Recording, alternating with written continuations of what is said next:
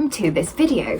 This reading vlog will have a bit of a theme to it in that I have decided I am really in the mood to reread a favourite series of mine and thought I would probably read these books back to back and therefore may as well make a video with my thoughts on the whole experience. So about 3 years ago, I think, at around the same time of year, so the very start of the year, I read for the first time the Winternight trilogy by Catherine Arden, and this was such a beautiful series. It had a really lasting impression on me, and I find that anytime I'm out on a winter day and it's that crisp, clear, almost bite to the air, these beautiful winter days, that I think of this book, and it always brings back such wonderful memories of the week or so that I spent reading it a few years ago, and I've just been desperate to fall back into that world. It's such a beautiful series. It's one of my favourite subgenres of fantasy in that it's very mythology and like folklore based. It's based on a lot of Russian folk tales, and it's such a slow, lyrically written type of book, which is again one of my favourite things to read about.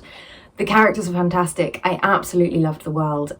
It was very heart-wrenching in places, but also wonderfully wholesome, and I loved the romance side of things as well. It was very subtle in the way that I like, and I just absolutely loved this series. All 3 books are 5 stars, and it is a favourite series of mine, as I said. So, as you can tell, I'm very excited to reread these books, which I have here. They're such beautiful covers. So we have The Bear and the Nightingale, The Girl in the Tower, and The Winter of the Witch. And I'll just show you. These covers are so pretty. Just look at these. I'm really excited to reread these. So, without further ado, we are going to start this one today. I want to go on a lovely walk in the forest because it is just one of those crisp, cold, clear winter days that I've been describing. And it seemed like the perfect start to this book. So I'm going to take this with me, go out into the forests, probably find somewhere to sit and do a little bit of reading while I'm out and about, and let you know my thoughts on this once I get home.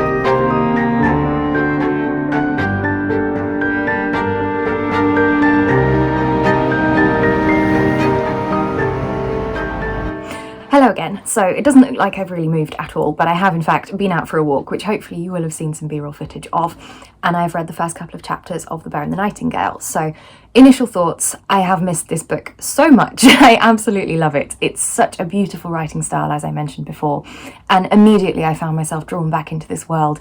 The way that it starts, you know, in the very first chapter we have the family in the midst of winter, sat by the oven, which is their kind of fireplace and heat source, and the old nurse of the family is telling stories, is telling folk tales, and it's just such a beautiful cozy start to this book and very much sets the tone for what we're to expect. So as I remember, it is quite a slow book, this, and you can tell that even from the first chapters, but I remember for the rest of it as well, there isn't a huge amount of action goes on, especially at the beginning, but it doesn't matter. You find that you are drawn into the story, and it's really worth investing that time and learning the characters, because as you go further through, you remember those experiences that they've had and the things that they've learned and seen, and it just feels a lot more like enveloping, if that makes sense. And as I said, I love the way it's written, so it doesn't matter to me that not much happens anyway. So our main character in this series is Vasia, or Vasilisa as her name is. They're all Russian-inspired names in this, which is lovely to read about, something a little bit different from a lot of the names that I encounter in books. And Vazia is just a young child. In fact, she isn't even born at the start of this book, but for the majority of the first part, she is a young child growing up with her family. Her father is one of the kind of local country lords, so has a little bit more power and wealth than a lot of the surrounding families. But nevertheless, they live in relative poverty and struggle with hunger in the winter and things like that. This is set in a version of kind of northern Russia in medieval times. So the winter is very, very long and cold, and the family struggles through that, the same as all of their neighbours. But winter in itself is kind of the season of winter, that is, feels like a character in itself in the book, because it's such a big part of their lives and of the way that the events of the story play out. So it's a lovely way to start off the book. But yes, so Vazia and her family grow up in the forest, and for the first part of the book we just follow her growing up and her interaction with her siblings and with the other people around them, and also with what we call the house spirits. So Vazia has this second sight, if you like. She can see all of these old gods, these house spirits. So they have something called a domovoi, which is like the spirit of the house. I forget all the specific names, but there's one who kind of looks after the stables and the horses. There's another one who lives in the bathhouse. And it's such a wonderful kind of introduction of magic to this story without it being like spells and sorcery and things like that. It just feels like a natural kind of old earthy type of magic, and I absolutely love that. So I'm really enjoying that so far, and I just can't wait to read more. So I think I'm going to probably go and run a bath and read a little bit more of this one this evening.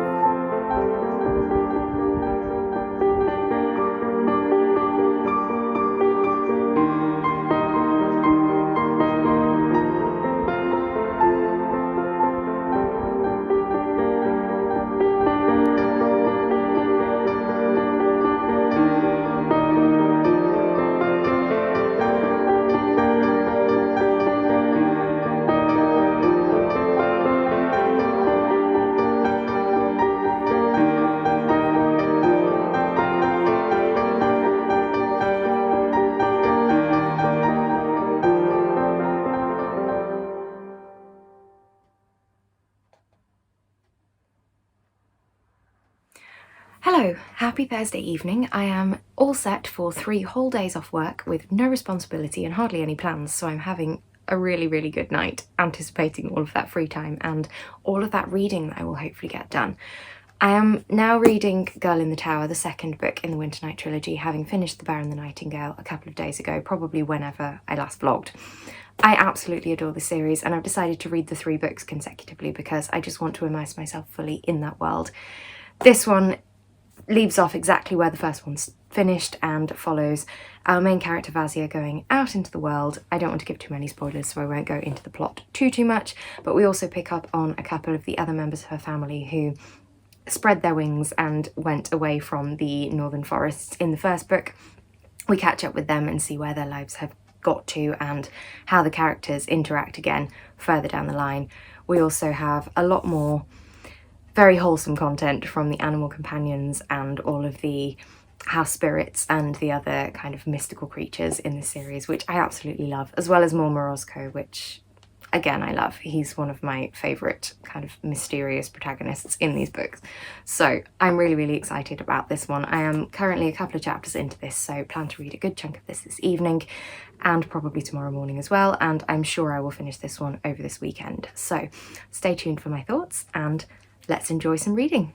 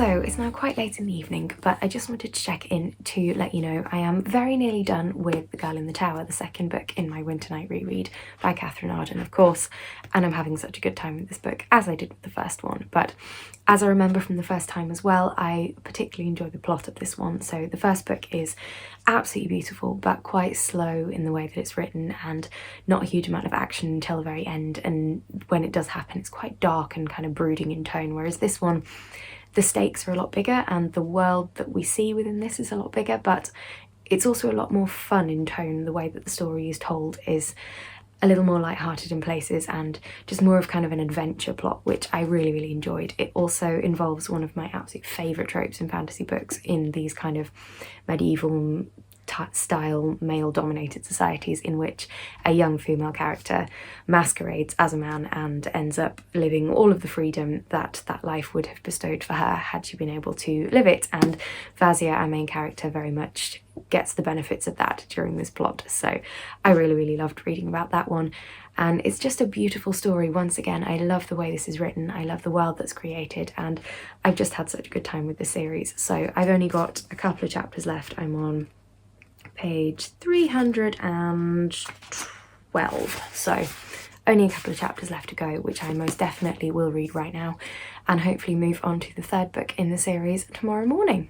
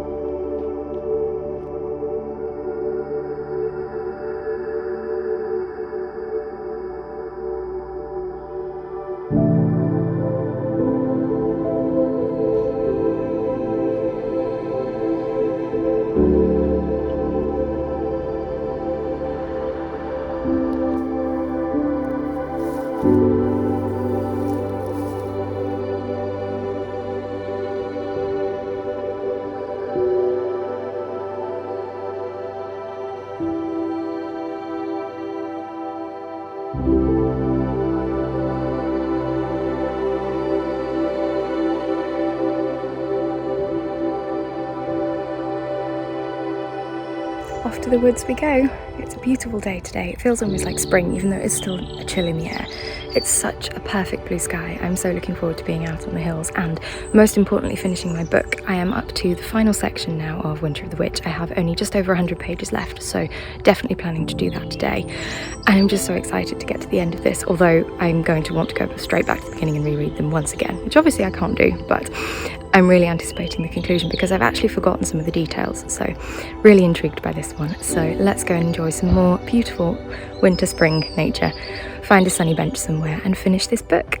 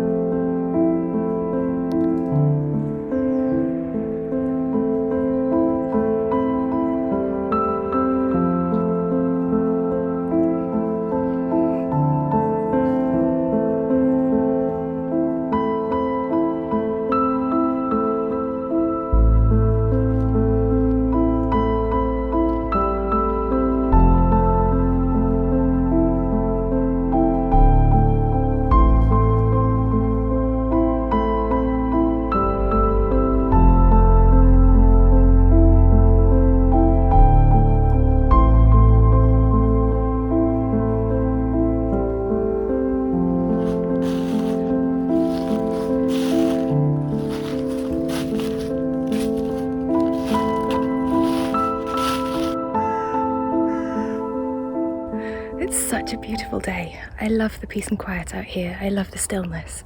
It's just the most magical thing and exactly what I always seek on these days when I'm off from work and I can just disappear into nature and the world of my books and just be recharged by the sun and the beautiful surroundings and that people-less environment, which I know is not a word, but which I crave so much. This is such a gorgeous day and I wish I could bottle it and keep it forever.